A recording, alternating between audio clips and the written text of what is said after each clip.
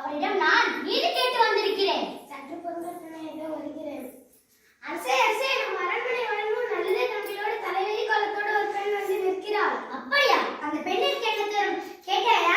கேட்டேன் மன்னா, அதை பற்றி உங்களிடம் தான் கூறுவேன் என்று அவள் கூறுகிறாள். அவள் உங்களிடம் நீதி கேட்டு வந்திருக்கிறாளா? நீதி கேட்டு வந்திருக்கிறாளா? சரி, அந்த பெண்ணை உள்ளே அனுப்பு.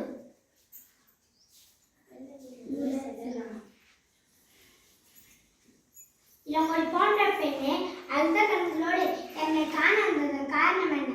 யார் நீ? உனக்கு என்ன வேண்டும்? ஆராய்ந்த நீதி வழங்கிய மன்னனே, என்னையா யார் என்று கேட்கிறான்?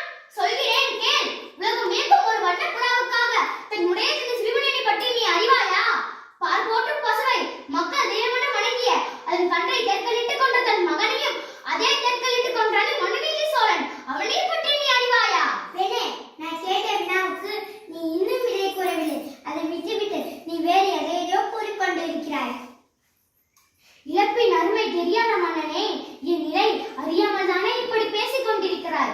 நான் இதுவரை கூறிய பெருமை மிக்க சோழ மன்னர்கள் வாழ்ந்த புகார் நகரமே எனது ஊர்.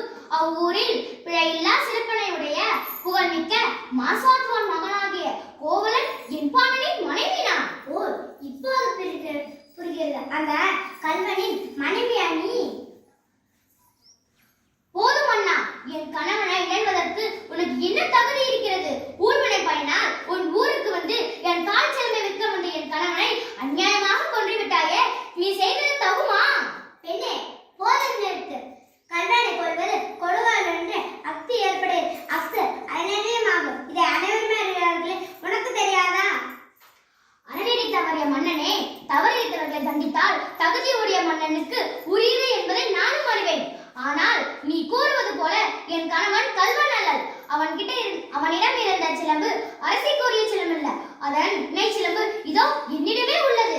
பெண்ணே, நீ சொன்னது உண்மைதானா? அரசுக்குரிய சிலம்பின் பலன்